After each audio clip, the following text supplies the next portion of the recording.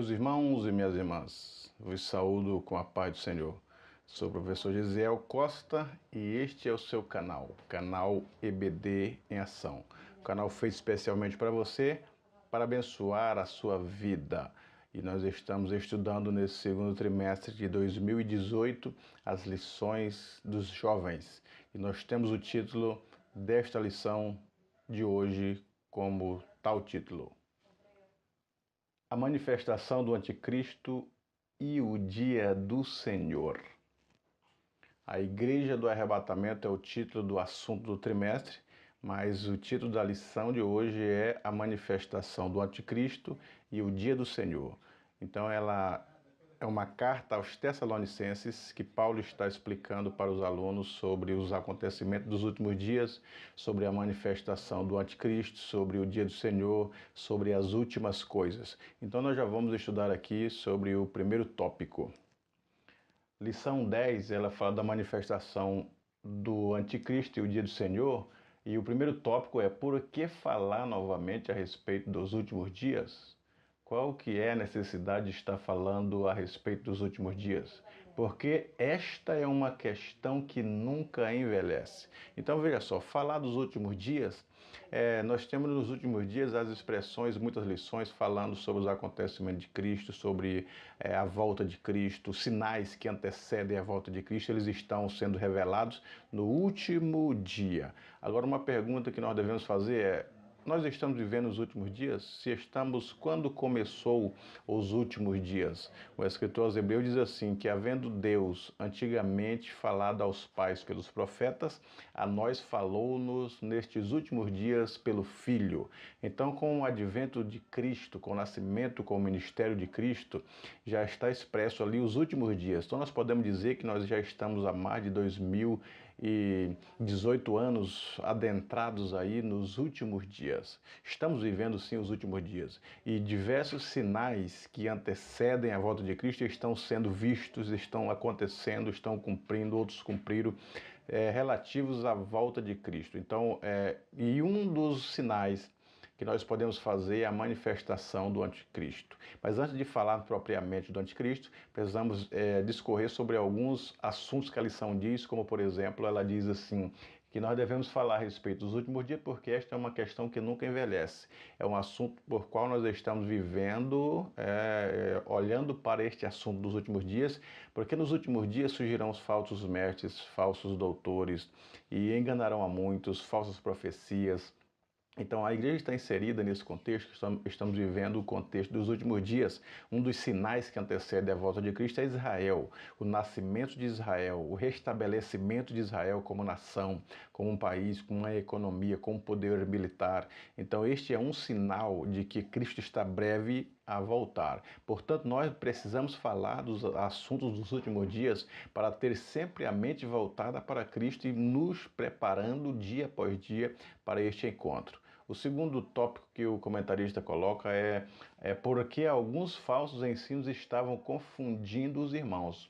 Por que falar novamente a respeito dos últimos dias? Porque alguns falsos ensinos no período de Paulo estavam confundindo os irmãos. E Paulo diz para os crentes em Tessalônica, não só em Tessalônica, mas para Timóteo, dizendo assim, que nos últimos dias surgirão falsas doutrinas, falsos mestres, falsos profetas, né? Então, esse contexto aí que Paulo fala dos últimos dias, que a igreja de Tessalônica estava vivendo esse prenúncio dos últimos dias, o surgimento de muitas doutrinas falsas querendo enganar, ela acontece por esses últimos dias. Se os cristãos de Tessalônica estavam vivendo os últimos dias, nós também estamos inseridos nesses últimos dias da graça de Deus, último dia que a porta da graça fechará e Cristo voltará para arrebatar a sua igreja. Nós estamos inseridos nisso e estamos presenciando isso nos últimos dias. O terceiro ponto fala porque é um tema complexo. Falar da escatologia não é um tema comum, é um tema que exige meditação, que exige pesquisa, que exige estudo adequado, estudo conforme as escrituras, interpretações de acordo com a Bíblia. Então não é um tema, é uma das doutrinas mais difíceis, mas não é impossível. E é com o estudo acurado e os estudos que já foram revelados, nós podemos aprender muita coisa. No Antigo Testamento, os que sabiam um pouquinho sobre o futuro, a escatologia, as coisas por vir, era Daniel. Então ele revela um dos assuntos é a ressurreição dos mortos, que ele fala, uns ressuscitarão para a vergonha eterna e outro para gozo eterno, dando a entender que pareceria que ressuscitariam os dois em um momento só que uns para a vergonha e outro para a glória, para o arrebatamento, encontro com Deus. Mas com o estudo da escatologia, posteriormente, com as cartas de Paulo, com as revelações de Paulo e agora com o Apocalipse de João, nós descobrimos que há uma diferença entre a ressurreição dos ímpios e a ressurreição dos justos. Enquanto os justos eles vão ressuscitando em algumas etapas, em algumas fases, os ímpios não ressuscitariam ou não ressuscitarão. Somente após o milênio, no tribunal, no juízo final, é que eles vão ressuscitar. Então temos uma diferença longa das ressurreições aí. E esses detalhes são a partir dos estudos posteriores a Daniel, com as cartas de Paulo, com o Apocalipse de João. Então agora nós estamos estudando sobre os últimos dias. E no segundo tópico, é o dia do Senhor. E não será previsto por indicações humanas. O dia do Senhor, ele não é a ciência que vai dizer que Cristo está próximo, o dia do Senhor. E a Bíblia geralmente ela coloca assim, o que é o dia do Senhor? O dia da vingança seria a grande tribulação, porque vem muitas coisas. O dia da vingança do Senhor, o dia da ira do Senhor, a volta do Senhor, o grande dia, a grande tribulação, são o dia que Cristo vai ajustar as coisas que estão disformes, que saíram das regras, e ele vai trazer de volta com alguns juízos, alguns cumprimentos e algumas manifestações sobrenaturais. Então esse é o dia do Senhor. E no segundo tópico, o que acontecerá antes, né? Será um tempo de juízo para os que não creram na verdade. Então, o dia do Senhor é a manifestação do juízo de Deus, porque primeiro vem um arrebatamento para arrebatar a igreja. Mas todo mundo com essa corrupção, que às vezes nós clamamos por justiça, às vezes nós queremos, né, segurança, às vezes queremos honestidade, às vezes queremos juízo adequado, e não há nesse mundo corrupto, porque Paulo escreve para Timóteo dizendo assim que os homens nos últimos dias serão sem afeição natural, não estarão preocupados com ninguém, são irreconciliáveis, não conseguem se arrepender, se reconciliar, são homens de dura serviço.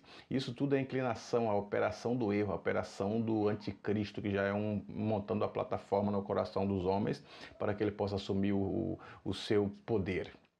Então, esse juízo dessas pessoas ímpias com toda essa impiedade, ele será cobrado na grande tribulação, no dia do Senhor, no dia do juízo, no grande dia, no dia da ira, dia da vingança, conforme a Bíblia coloca, né? Chama o dia do Senhor de diversos sinônimos. Então, é assim que vai acontecer. O juízo de Deus virá sobre todos, nada ficará impune, nada passará despercebido ante ao juízo de Deus e ante aos olhos do Senhor. E agora no terceiro tópico, é o anticristo, aquele que usa ser o que não é, ou que ousa ser o que não é. É a materialização de uma espiritualidade decadente, é a operação do anticristo hoje. O que será o anticristo? Ele é contrário a tudo aquilo que se pensa de Cristo, que se adora ou se proclama de Cristo. É o anticristo. Será um ser, um homem muito inteligente, muito versado nas religiões, nas línguas, na política, na economia, que conforme o arrebatamento acontecer, que a igreja foi arrebatada, haverá um caos, milhões de pessoas sumirão. Então ele contornará a economia, será aquele que as pessoas vão olhar e vai dizer, realmente, esse aí é a pessoa que nós esperávamos para a economia. Este é o profeta que deveria vir para fazer ecumenismo entre as religiões, acabar com a corrupção, acabar com a desigualdade social. E aparentemente ele fará isso para poder ter a confiança das pessoas. Este é o anticristo. Então vejamos algumas características do anticristo. Muitas vezes o cristão quer saber sobre o surgimento do anticristo, que se constituirá em inimigo ferrenho contra a igreja. E isto é importante, mas antes que ele aconteça, há um perigo presente que não devemos desprezar. O espírito do anticristo já está no mundo. Quer dizer, o pensamento das pessoas do mundo já vai coordenando para a preparação do anticristo, preparando a plataforma. Quando nós vemos as pessoas falando da corrupção, nós vemos as pessoas sendo irreconciliáveis, falando de banalização, esse pensamento sobre ideologia de gênero, homossexualismo, a religião como sendo um atrapalho para a sociedade, uma série de fatores, já é um pensamento do anticristo. Por isso que diz, o espírito do anticristo já opera no mundo, já é uma cosmovisão anticristã, da forma que o anticristo coloca na cabeça das pessoas. Porque hoje as pessoas estão achando que a família não tem nada a ver, não é algo de estrutura com uma imensa relevância. Você pode casar e amanhã estar casado com outro, divorciado, casando com outra. As pessoas podem sentir prazer da forma que quiserem, no homossexualismo, lesbianismo, trocar de sexo, fazer operação. A ideologia de gênero, a materialização das situações, né? Os materialistas, o pensamento frio, tudo enquanto a Bíblia coloca que será característica do anticristo, nós já percebemos hoje na sociedade. Por isso que o versículo está dizendo, não será assim, sem que antes venha a operação do erro e o espírito do anticristo já está no mundo. 1 João diz assim, nisto reconheceis o Espírito de Deus. Todo espírito que confessa que Jesus Cristo veio em carne é de Deus. E todo espírito que não confessa a Jesus não procede de Deus. Pelo contrário, este é o espírito do anticristo, a respeito do qual tendes ouvido que vem. E presentemente já estará ou já está no mundo. Então, João está dizendo que aquelas pessoas daquele período que era contrária, que se levantava contra o Filho de Deus, contra a aceitação de Jesus, contra a crença em Jesus, já era uma manifestação do anticristo. E hoje também não é diferente. Tudo aquilo que se levanta contrário a Deus, contrário à palavra, contrário à igreja, lógico, é uma operação do erro, já é uma manifestação, uma característica do pensamento do anticristo. Então nós temos que detectar isso na sociedade, nas faculdades, nas ideologias das pessoas, nas políticas, na economia. Precisamos observar com carinho e perceber o espírito do anticristo por trás de todas as situações da sociedade odierna. Esse espírito anticristo é uma iniquidade operante. 1 Tessalonicenses 2,7, Paulo diz, com efeito, o ministério da iniquidade já opera, e aguarda somente que seja afastado aquele que agora o detém. Então, nós percebemos que o ministério, as situações, o espírito, o pensamento, a preparação, como eu disse de antemão, já está preparando a plataforma para o anticristo. Agora, o Paulo está dizendo, só há um que o detém. Por muito tempo achou que esse um seria o Espírito de Deus. Aí as pessoas diziam assim, que o Espírito de Deus, que é esse um que Paulo se refere, seria tirado. E quando esse um, que é o Espírito de Deus, fosse tirado do mundo, aí o anticristo se manifestaria. E alguns diziam, então o anticristo não vai se manifestar enquanto o Espírito de Deus estiver atuando através da igreja. Agora, esse um, ele é numeral. Você está falando de um ser, de um Deus mesmo, como alguns colocam o Espírito de Deus, o Espírito Santo, ou é um povo? Porque quem vai ser arrebatado e tirado do mundo é a igreja. E a Bíblia diz assim, que enquanto a igreja estiver militando, as portas do inferno não prevalecerão contra ela. Quer dizer, não ficarão de pé na marcha da igreja enquanto estiver neste mundo. Agora, o Espírito de Deus, o Espírito Santo, ele é onisciente, onipresente e onipotente.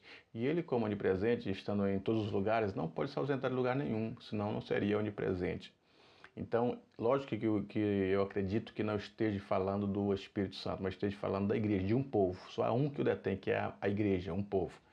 E quando ele for tirado, o Espírito Santo se manifestará. Ou, aliás, o anticristo, desculpe, se manifestará. Agora, a operação do Espírito de Deus na grande tribulação, ela será diferente da atualidade, agora na época da graça, que ele atua através de louvores, das mensagens, dos convites, fazendo as pessoas se arrependerem e se voltarem para Deus. Mas na grande tribulação, a operação de Cristo será restrita. As pessoas se salvarão através de muitas dores, com suas próprias vidas. Não que a vida deles se salvariam, mas eles teriam que se entregar de corpo e alma ao castigo do anticristo, à morte, para poder receber a recompensa. Não pelos que serão salvos pelo seu próprio sangue, pelo seu próprio esforço, mas sim com a atuação do Espírito Santo, que será restrita, não será como na atualidade da época da graça. Precisamos distinguir a influência do espírito do anticristo para não sermos enganados, para que Satanás não alcance vantagem sobre nós, pois não lhe ignoramos os ardis. Então nós precisamos fazer esses estudos para detectar a operação do erro, a operação do anticristo, as manifestações, o espírito do anticristo, essa contrariedade contra a família, contra a religião, contra Deus, contra tudo que se levanta a favor de Deus. Todas essas questões a gente precisa detectar com os olhos da fé, que é uma operação do erro, que é uma operação do anticristo.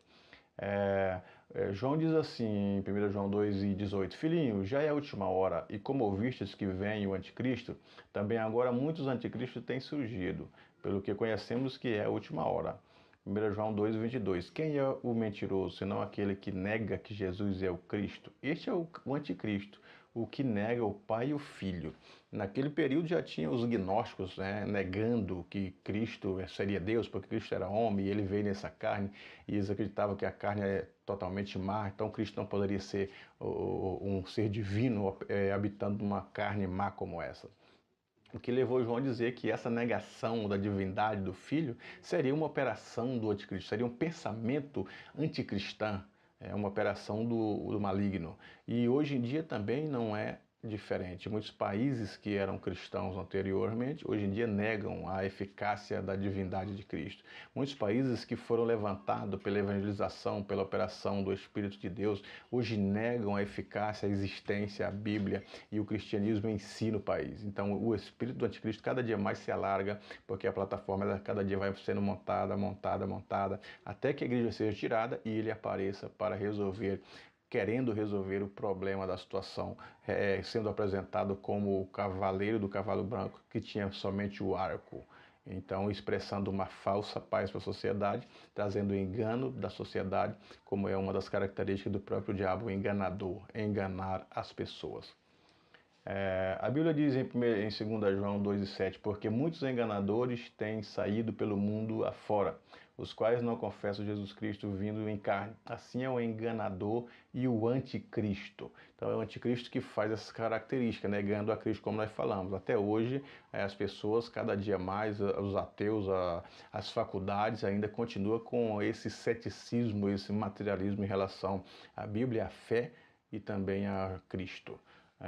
Com base nos textos bíblicos, podemos dizer que a influência do mal do anticristo tem um âmbito de atuação. O inimigo quer induzir 3 tipos de culpa espiritual: a apostasia, a rebelião, o pecado contra o Espírito Santo. A negação de Jesus ser o Cristo e a recusa de confissão, a iniquidade, mal no sentido de dolo, perversidade de mente, a pessoa se rende aos impulsos maus e é progressiva, e a mentira, a declaração daquilo que se sabe ser falso, ser um fraude. Então aqui nós observamos a apostasia, a rebelião e o pecado. São características inerentes do anticristo, que ele expressa na alma das pessoas. Se apostatar da fé, abandonar a fé, voltar-se para de onde ele saiu, para o mundo, e nunca mais retornar para Deus. Então a apostasia, o pecado, o abandono da fé, isso aí são características próprias do anticristo, que é isso que ele quer, afastar o homem de Deus. Quanto mais o homem se suja, quanto mais o homem cai na impiedade, quanto mais o homem se torna cético em relação à fé, à Bíblia e a Deus, é uma operação que o espírito do anticristo pretende para as pessoas de todas as épocas. Inclusive na grande tribulação, todos aqueles que professarem o nome de Cristo serão mortos por isso, porque ele quer que toda a população mundial fique longe de Deus e que adore a ele como um ser supremo, porque esse é o desejo dele, de querer ser igual a Deus.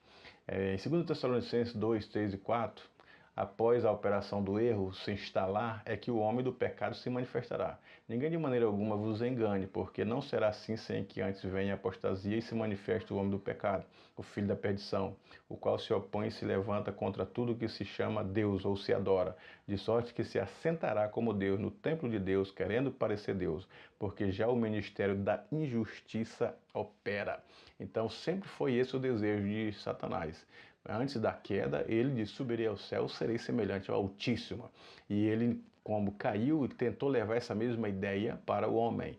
Então, quando Eva foi enganada, dizendo assim, eu, se comer da árvore, vou ser igual a Deus, ele consegue despertar a soberba e o orgulho para que o homem tenta ser igual a Deus.